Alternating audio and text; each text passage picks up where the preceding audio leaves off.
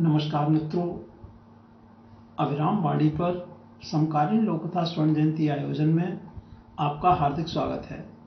मैं हूं आपका मित्र उमेश महादोशी। आज मंगलवार है और प्रस्तुत है कार्यक्रम समकालीन लोककथा स्वर्ण जयंती पुस्तक चर्चा। जैसा कि आप जानते हैं, इस कार्यक्रम में हम लोककथा विषयक पुस्तकों की चर्चा करते हैं। इस चर्चा का मुख्य उद्देश्य समकालीन लोककथा स्वर्ण जयंती के अवसर पर विगत 50 वर्षों में प्रकाशित लोककथा विषयक महत्वपूर्ण पुस्तकों का स्मरण करना और नई पीढ़ी को उनसे परिचित कराना है। चर्चा मुख्यतः 3 बिंदुओं पर केंद्रित की गई है। नंबर 1, पुस्तक का सामान्य परिचय एवं प्रकाशन संबंधी सूचना। नंबर 2, पुस्तक में शामिल प्रमुख सामग्री। और नंबर 3, पुस्तक की महत्वपूर्ण एवं उपयोगी विषय वस्तु और उसकी प्रासंगिकता। हमारा उद्देश्य पुस्तक की समीक्षा करना बिल्कुल नहीं है। इस कार्यक्रम में 1971 से प्रकाशित एवं हमारे कार्यालय में 31 मार्च 2021 तक प्राप्त लघुकथा विषयक पुस्तकों में से महत्वपूर्ण पुस्तकों को शामिल किया जा रहा है।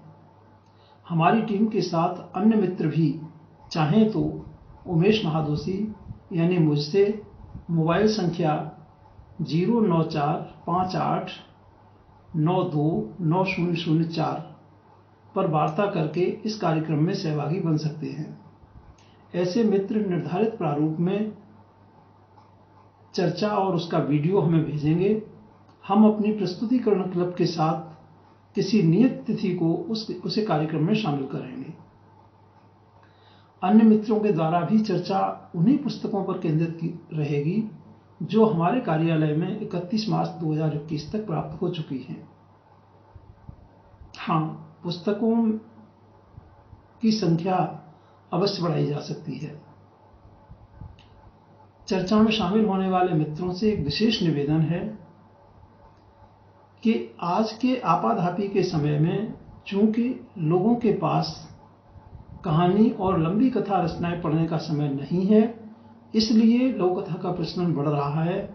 जैसे वाक्यों का प्रयोग न करें। इस तरह की सतही बातों से लघुकथा का वास्तविक महत्व प्रश्नांकित होता है। तो आइए हम आरंभ करते हैं कार्यक्रम समकालीन लघुकथा स्वर्ण जयंती पुस्तक चर्चा। आज की प्रस्तुति में शामिल है मूर्धन्य लघुकथाकार डॉक्टर अशोक भाटिया जी का लघुकथा संग्रह क्या क्यों कैसे एट लघुकथा। डॉक्टर अशोक भाटिया जी लघुकथा के अग्रणी हस्ताक्षर हैं। उनके लघुकथा संग्रह जंगल में आदमी एवं अंधेरे में आंख काफी चर्चित रहे हैं। डॉक्टर भाटिया जी ने लघुकथा में सृजन, आलोचना एवं संपादन तीनों स्तरों पर उल्लेखनीय कार्य किया है। लघुकथा संग्रह क्या क्यों कैसे एट लघुकथा भाटिया जी की प्रतिनिधि लघुकथाओं का संग्रह है। इस संग्रह को साहित्य उपक्रम ने प्रकाशित किया है, जिनका पता है 1/10206 वेस्ट गोरख पार्क, गली नंबर 1E, शाहदरा, दिल्ली 110032। जनवरी 2018 में प्रकाशित 80 पृष्ठीय इस पुस्तक का मूल्य है 60 रुपये मात्र। इस संग्रह में डॉक्टर अशोक भाटिया जी की चुनिंदा 60 लघुकथाओं को शामिल किया गया है। संग्रह की अधिकांश लघुकथाएं विभिन्न पत्र पत्रिकाओं के 1977 से 2017 के मध्य के अंकों में प्रकाशित हैं। कुछ एक लघुकथाएं 2016-17 में सृजित हैं, जिनके साथ किसी पत्र पत्रिका का संदर्भ नहीं दिया गया है। डॉक्टर अशोक भाटिया जी की कई लघुकथाओं की व्यापक चर्चा हुई है। उनमें से कई इस संग्रह में भी शामिल हैं, जैसे रंग, कपों की कहानी, तीसरा चित्र, श्राद्ध, रिश्ते, पीढ़ी दर पीढ़ी, सपना इत्यादि। अन्य लघुकथाओं में भी अधिकांश पठनीय और पाठकों पर अपना प्रभाव छोड़ने में समर्थ हैं। इस पुस्तक को केवल एक लघुकथा संग्रह के रूप में ही नहीं देखा जाना चाहिए। इस पुस्तक को तैयार करने के पीछे एक विशेष दृष्टि है। डॉक्टर अशोक भाटिया जी लघुकथा के वरिष्ठ हस्ताक्षर होने के साथ लघुकथा के उन शुभचिंतकों में भी शामिल हैं जो लघुकथा को आम पाठकों तक पहुंचाने के लिए चिंतित दिखाई देते हैं। लघु कथा को आम पाठकों तक पहुंचाने के लिए प्रयत्नशील योजनाओं का वे समर्थन करते हैं। इसी दृष्टि से सरल रूप में कम कीमत वाली लघु कथा पुस्तकों के प्रकाशन पर उनकी दृष्टि रही है। उन्होंने इस पुस्तक के प्रकाशन के संदर्भ में लिखा भी है, पाठकों की जेब और जरूरत के मुताबिक साहित्य को छोटी छोटी किताबों के रूप में सामने लाने की जरूरत है। उसी अनुभव का नतीजा है यह पुस्तक। यदि चुनिंदा श्रेष्ठ लोककथाएं कम पृष्ठों, कम कीमत और अधिक संख्या में प्रकाशित होने वाली पुस्तकों के रूप में सामान्य पाठकों तक पहुंचाई जा सकें तो निश्चित रूप से लघुकथा सृजन के वास्तविक उद्देश्य की प्राप्ति हो सकती है।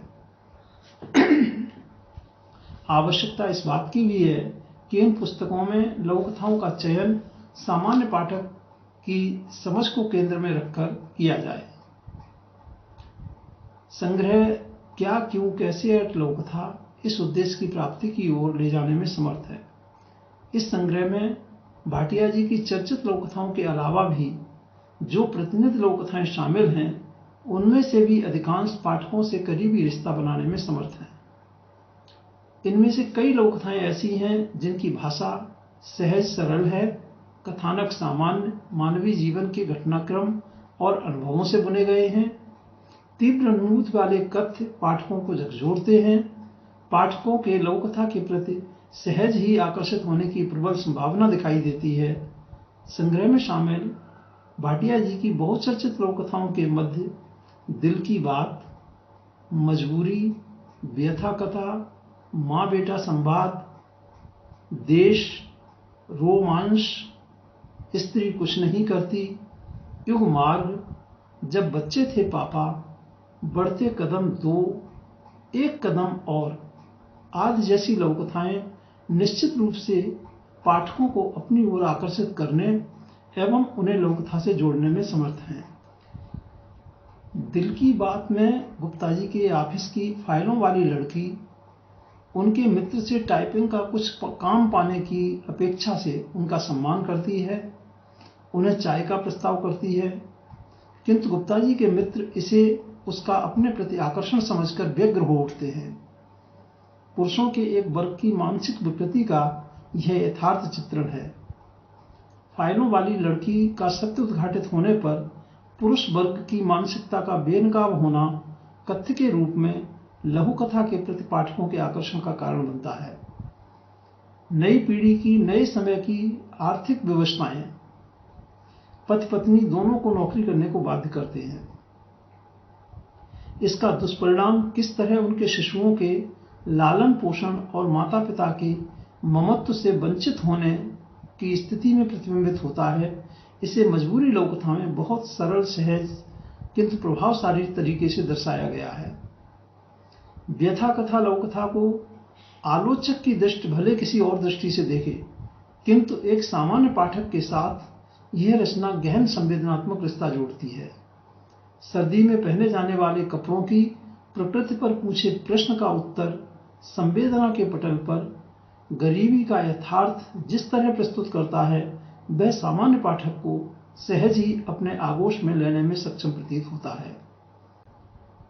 माँ बेटा संवाद में पारिवारिक स्थितियों को नियंत्रित एवं प्रबंधित करने के तौर तरीकों पर दो पीढ़ियों का संवाद है। नई पीढ़ी पुरानी पीढ़ी से सहमत नहीं है, उसके अपने तर्क हैं, अपने कारण हैं, किंतु पुरानी पीढ़ी का अनुभव नई पीढ़ी के काम आ सकता है। देश लघुकथा में एक बुजुर्ग महिला के माध्यम से दर्शाया गया है कि बड़ी से बड़ी समस्याओं को झेला जा सकता है, किंतु सरेआम लड़कियों व महिलाओं के साथ हो रही दरिंदगी की तकलीफ को बर्दाश्त करना संभव नहीं है।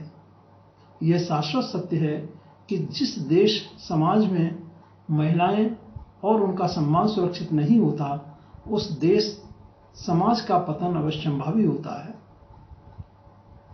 स्त्री कुछ नहीं करती लघुकथा घरेलू जीवन में रची बसी स्त्री की दिनचर्या और उसके काम का मूल्यांकन न किए जाने के कट यथार्थ को सामने रखती है।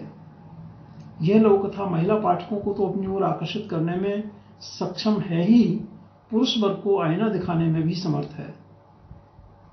युग मार्ग सामाजिक संवेदना का एक अच्छा उदाहरण प्रस्तुत करती है। पैसों के अभाव में बिना पैसे दिए बच्चे के लिए दूध ले जाता व्यक्ति पकड़ा जाता है। उसकी व्यवस्था जानकर अन्य ग्राहक ही नहीं, स्वयं दुकानदार संवेदना के प्रवाह में बह जाता है। जब बच्चे थे पापा, माता पिता एवं बच्चों के मध्य पारस्परिक समझ और दोस्ताना संबंधों की पक्षधरता को खूबसूरत तरीके से रखती है। बढ़ते कदम 2 और एक कदम और लघुकथाएं बाल मनोविज्ञान की प्रभावशाली लघुकथाएं हैं जो अभिभावकों को शिशुओं की सहज सरल उन्मुक्तता और उनकी बाल सुलभ भावनाओं को समझने और उन पर ध्यान देने पर जोर देती हैं।